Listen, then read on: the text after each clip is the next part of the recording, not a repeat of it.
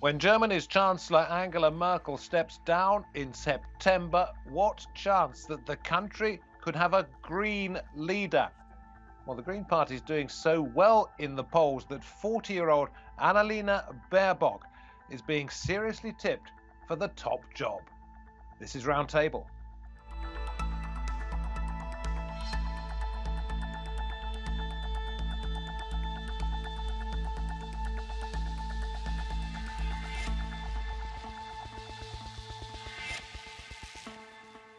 Good to have your company. I'm David Foster. So in this programme, we will be looking at how having the Greens at the head of Europe's biggest economy could shape Germany's future and Europe's. Only a few months before the German elections, the Greens have recorded their best polling results in history, pulling ahead of the ruling Conservatives. In the 2017 election, the Greens only reached 9%. Trailing well behind Angela Merkel's Conservative CDU and its sister party, the CSU, which won 33% of the vote, with the Social Democrats, partners in the coalition, at 21%. But right now, according to Kantar's poll from April, the Greens have jumped to 28%. The CDU and CSU are on 27%, with the SPD falling to 13%. If the Green Party wins in September, its 40-year-old candidate, Annalena Baerbock, will be the youngest ever Chancellor of Germany. Is Germany about to go green? Well, let us go straight to Germany, to Berlin, in fact, where we see Arne Lietz, former member of the European Parliament and now a director at Brunswick Group. Then we welcome back to the programme Ulrike Franke from the European Council on Foreign Relations. She's in London, as is Matthew Qvortrup, Professor of Political Science and International Relations at Coventry University, who wrote a book, Angela Merkel, Europe's Most Influential Leader. Arne, let me come to you first of all, because your parents were instrumental in setting up the Green Party, as it was then, in the late 80s, early 90s, and you grew up with it. How much has it changed from then until now? Well, that's a interesting question. It actually didn't start as a Green Party. The German name is called Bündnis 90 Die Grünen, like Alliance 90, the Greens. And that means that there was a merge from an East German part and a West German part. So the Greens in East Germany didn't exist. It was a people's movement, the ones which really kicked off the socialism and started democracy. The first roundtables were also introduced by them. And so my parents were involved, in particular my father. My mother was also a leader for the cities group. And so they both did politics for the Bündnis 90, the Greens then. So you've seen how it's grown up. You've seen how it's changed. How does it differ from, let's say, 1990 to 2021? Well, the issues were so different then. As I said, Bündnis 90, the people groups, they really wanted to have free speech, free media. So it was not only on the ecological point, but more on resetting actually the East Germany, the GDR to a democracy. And that was, for example, a totally different approach than the West Greens, which had already their struggles on climate issues and very particular points. And also you had far left people. You had a left Green in the Green history background. So the people from East Germany were not left, they were against the socialism. So actually you had a big nuance there. I'm trying to establish how far it's come. So let me throw this one to you, Ulrike. If we've heard from Arne what the initial reason for having the Green Party was and how it came to be, what is its reason for being today? Well, I think that the climate change topic is still a really important issue for the Green Party. But I think what's also really important to realize is that by now, the Greens really have become a full party that covers all types of issues. I mean, from pensions and, internal domestic issues to foreign policy, European politics, all of that. So it's not a kind of one issue party in any means. And that is unlike Green parties in many other European countries. The Greens in Germany seem to embrace pretty much everything. They're a mainstream party. They don't come from the fringes. Is that right? I think that's fair to say. The thing is, the Greens have been in German politics for many years and many decades, as we just heard, and they were also already part of the government once with the SPD. And so, you know, this isn't some kind of upstart party that has just kind of risen on the back of climate change protests or anything like that. Of course, you know, the green element, the climate change element remains important and will be an important theme if they enter government. But yeah, they have all kinds of different themes, and indeed they aren't maybe as fringe as some other green parties in other European countries are. It really depends.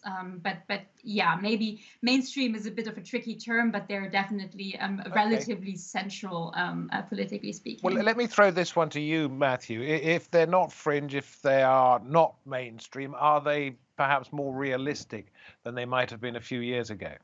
Well, that used to be a long debate within the parties. There were so-called realos and fundis, or fundis and realos. And of course, the party goes back to the early 1980s, where it was started as a protest against nuclear weapons and nuclear energy. And in those days, they were certainly quite fundamentalist in other ways. But also, I think it was more like a cultural element. I remember Joschka Fischer, who later became Foreign Secretary, was quite a flamboyant person who was very rude and swore to the Speaker of Parliament. And Helmut Kohl, whom I met once, I think, a bit older than my colleagues here, and Helmut Kohl said, "I like Joschka Fischer because he's so cheeky, weil so frech ist." And in those days they were rather different. But I think early on into the 1990s, the Green Party became rather mainstream. But it's also, by a considerable distance, the most successful Green Party anywhere in Europe. In Britain, of course, we have a small Green Party. In France, it hasn't taken off. In none of the Scandinavian countries do they have Green parties. So apart from Austria, and to a degree Switzerland, the Green Party is relatively unique. It's being an established mainstream centre-left or just centre party, really. I must be older than you, because I can remember meeting Willy Brandt in London in the late 1970s. Let me come back to you, Arne. If I may, let's put this question to you. You were part of the Green movement with your parents growing up, but you will not be voting for Annalena Baerbock. You do not support her party any longer. You are part of the social democratic movement. What makes you not a Green anymore? Well, it's actually very interesting. I agree what has been said, that the Green Party covering more topics.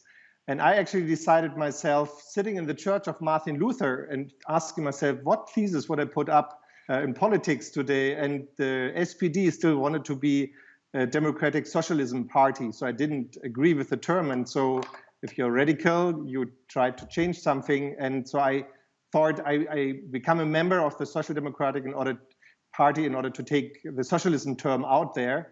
But nevertheless, I still agree on many topics. It was me in the European Parliament introducing, for example, climate foreign diplomacy, which has not been taken up yet in the European Parliament at that time. So the Social Democratic Party also has a big root in anti-nuclear. But are there things that the Greens now stand for that you disagree with? Yes, in terms of the balancing situation, and I like the term of the United Nations Development Goals, the Sustainable Development Goals, SDGs, is that the social components and the climate components needs to be balanced out. So if you have a transformation of business, you need to have an ecological transformation for business. You have to have a transformation for social welfare systems as well. And the Social Democrats are further advanced, further background, deeper rooted with the labor movements and the Greens in order to actually make that happen. And that is the difference, I still strongly believe, and the Greens have not covered that much ground and insight for the labor movements, for example, in the workforce. Okay, so to summarize that one, you don't think the Greens have quite got it when it comes to putting business and ecological development together? Well, the business, yes, but the social balancing out of that needs to be incorporated. And they raised the point. but on the base, like in the industry, in the unions and so on, the Greens are not so deeply rooted and have not so many background there. And so the Social Democrats do a great job in order for equal pay, gender pay gaps, and so on. So these are issues the Social Democrats have covered also in this recent government and did a strong job. And I believe that we have the experiences from the party background there in order to keep going that way. The Greens want to cover that topics, but have not led in this topic so far as being in government. Okay, can we hear right now from Annalena Baerbock herself? This was when she accepted the nomination to run for the Green Party as their candidate for Chancellor. Und so beginnt heute ein neues Kapitel für I would like to make an offer with my candidacy for the entire society as an invitation to lead our diverse, strong and rich country into a good future. This requires, and we have to honestly address this, changes, and we can master those changes, but we have to carry them out. In eine gute Zukunft zu führen. Changes, she says. Changes must be made. Ulrike, what do you think those changes are that she's referring to? Well, first of all, I think these changes and whether there will be changes will depend a lot on who the Greens will be in coalition with. I mean, first of all, in this discussion, we are kind of assuming that they will enter government, which seems likely, though it is absolutely not guaranteed because a lot can happen until September, especially now with the pandemic.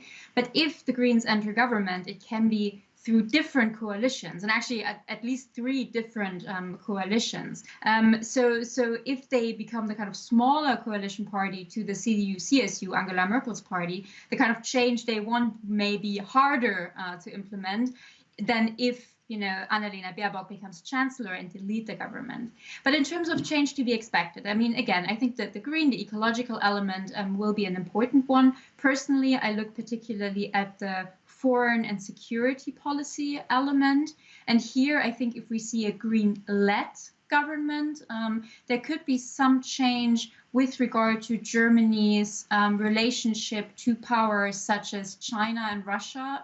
I think that the Greens are taking a stronger stance, emphasizing human rights, for example, much more than the current government, which is also doing that. But I think the Greens are almost, I want to say, more hawkish towards Russia and China. But at the same time, and that is my concern when it comes to foreign policy, they're not really keen on anything military. There is a whole kind of pacifist group within the Greens. And so I'm slightly worried that they're not bolstering up Germany's geopolitical power with military power, while at the same time maybe taking on this more hawkish foreign policy stance. So that's something I think is worth looking at. You talk about Russia there. Matthew, I will come back to you. I was going to come back to you next, but I want to go back to Arne on this one, because Russia's tied up with the Nordstream project, which I know you've said you think the Greens are dead against. Would they cancel it, this pipeline that's bringing gas all the way from Russia into Europe via Germany? Well, I'm really thankful for the last points which were made. I fully agree that, for example, on Nord Stream 2, there are opposing situations. The Social Democrats are very critical about that issue, but would like to continue that project. So far, I've even heard just yesterday. But what about the Greens, since that's what we're talking about? And the Green, they will. Would they chop it? Yeah, as much as they could. And I guess all these questions on how to run foreign politics, and also the security politics and the question of the European army, the NATO questions and so on, could cause a lot of trouble inside the party base. And there could be a lot of conflict if they are running again in government. If they even would lead the government, which is a possibility, then that would be a very difficult time for the party base and for the Green identity itself. Okay, Matthew, let me come to you. Annalena Baerbock herself, 40 years old, a background in law, relatively inexperienced. Is she too green, too naive? Well, this is green, of course, in a different way. I don't think so, really. I suppose if one were to look at history, then the traditional way to become Chancellor in Germany is to run a state. So Helmut Kohl had been run a state, had been a Minister President or Premier. Willy Brandt, as you mentioned before, had been the Oberbürgermeister or the head of the West Berlin government, and Gerhard Schröder, just before Angela Merkel, had also been a premier. And Angela Merkel was somebody who many people said that she couldn't do it. I remember Helmut Kohl, the previous chancellor, said she can't do it when she was becoming chancellor because she hadn't really had that major executive experience. I don't think it's about having the executive experience. Helmut Schmidt back in the day had been a junior minister in Hamburg at a relatively local level, but was extremely able as chancellor. And I think Annalena Baerbock is a professional politician, and that's probably enough really here. I think in some ways the fact that she has not executive experience might put her in a better position than her CDU opponent, who is premier of North Rhine-Westphalia, Germany's most popular state, and who hasn't done particularly well during the COVID. I'm wondering if this relative lack of experience puts her in the same bracket as an arriviste, if you like, with Emmanuel Macron, arriving to a certain extent from the outside, relatively unknown, younger than most people. Will that perhaps create a bond between them, Matthew? I think there would inevitably always be a bond between the Germans and the French. If there's any entente cordiale, then it is between the French and the German. Merkel has been very close to whoever's been in the Elysee Palace. So I think the same relationship will always be there. It's one of the reasons why people in our country left the European Union, because they thought they were too chummy, and they were always there. But I think make no mistakes about it, France is the junior partner. They may not like to hear that, and we don't have a French person here to defend himself, but I do remember the picture I saw when Angela Merkel and François Hollande went over to negotiate with Vladimir Putin. In those days, Britain was part of the EU, Cameron wasn't invited, and Monsieur Hollande was carrying Merkel's bag. And that sort of puts the relationship perhaps a little bit too sharply. Well, therefore, can I just throw this one at you? If that is the case, would Macron try and change that kind of relationship because he sees himself as being that much more experienced, even though he's still a relatively young man himself? No, because he is from the junior partner. He doesn't have that luxury. Germany is a much stronger power than France. France might have a few nuclear weapons. That's about it. Germany has the muscle of being, a very strong economic power. France is strong too, but it's just not at that level. So, Arne, the same question for you, and Ulrike, do have a think about this one.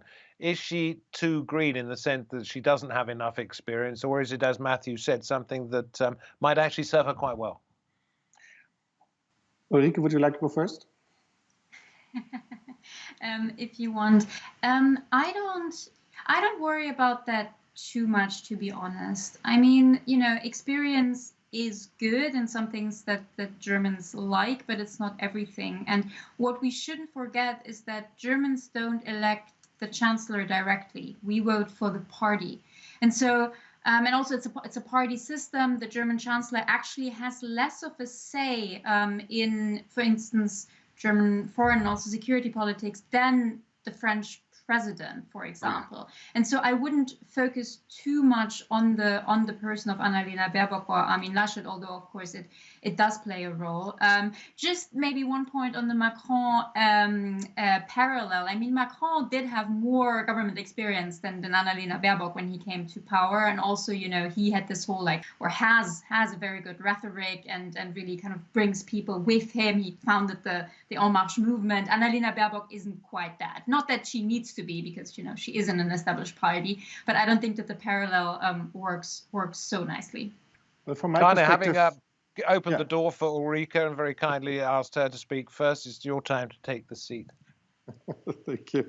Well, I think in terms of France and Germany, they also have the permanent seat in the United Nations Council. So I think there are many different situations where I think they equal out much more than saying that France is a junior partner.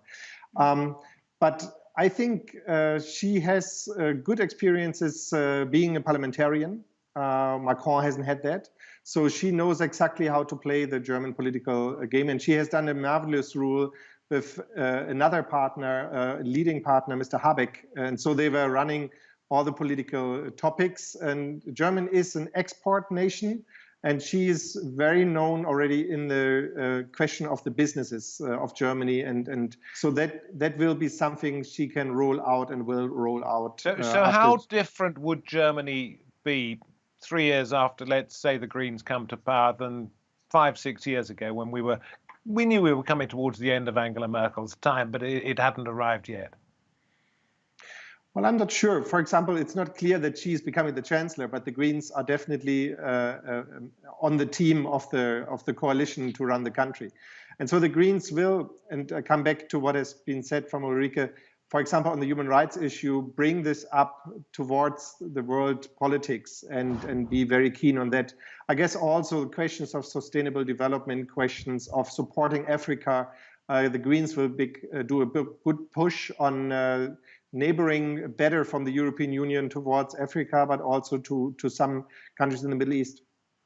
So she's prepared to ruffle feathers, is she? She wouldn't mind upsetting Russia, upsetting China, calling China out on its human rights? She will be tough if she's the chancellor. But nevertheless, even the Greens are in the, like if they run, for example, you have the split often that you have a chancellor and a foreign minister. And so if the Greens would be not leading the chancellery, but being the foreign ministry, you have had this at Joschka Fischer, that they would try to set their own points as well. And so there will be an ongoing conflict on the questions, how far you go on questions, and the two countries are reasonable, like Russia and China, the Hong Kong question, the Taiwan question, and so on. So Annalena Baerbock has a deep-rooted background on transatlantic partnerships, and so she is, I think, personally much more advanced, knowledgeable on the transatlantic issue. Fascinating.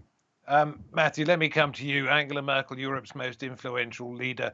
Your book, it's a fair chance to say that Annalena Baerbock could actually have a book written about her with the same sort of title. But could she perhaps fill Angela Merkel's shoes given enough time?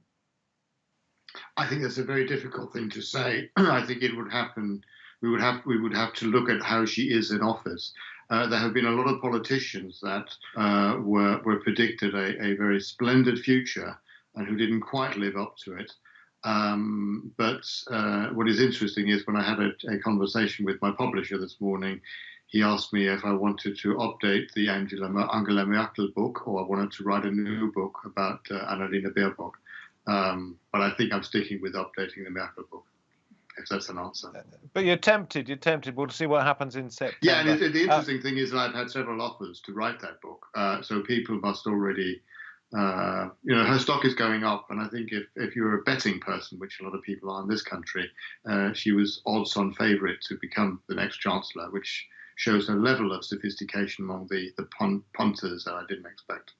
And the publishers, perhaps. Listen, Ulrike, a final word from you. Second woman Chancellor, if she becomes the next Chancellor of Germany, is that something to look forward to?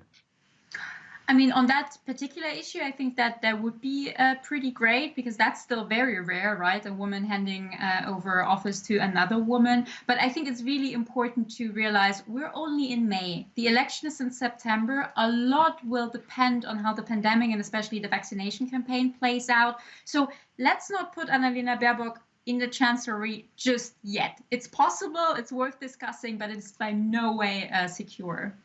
Matthew, yes, quickly. Yeah, no, it's just on that. Martin Schulz, of course, was in pole position at this time last election, and that didn't really help the Social Democrats.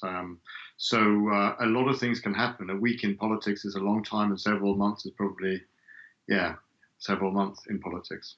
Arne, Matthew talked about being a betting person. Where would you put your money at the moment? On the CDU, on the SDP, or on the Greens holding the balance of power? And potentially having Annalena Baerbock as the second woman Chancellor of Germany? Well, I think I'm a bit biased with my personal background and exactly what has been said, that Martin Schulz was also very high up at that time. So there's a lot of water running down the Rhine, as we say in Germany, or the Elbe. And so therefore, I think everything could happen. We'll see what topics come up, and also like what hasn't been said much about, Laschet has been raised, but Olaf Scholz is a very well experienced international finance minister. And so there are many, many issues he did raise and worked on before. And so we'll see how the public perceives. So I don't put any money in any pockets. Well, time will tell. We will have to wait and see. Thank you very much indeed, Arne Lietz. Thank you, Ulrike Franke, and Matthew Qvortrup. Thank you for coming on the programme. Once again, good to have your company. And thank you, wherever you happen to be, for watching this edition of Roundtable. We will be back pretty soon, and we trust that you can join us then. And till that time, from me, David Foster, and the team, goodbye.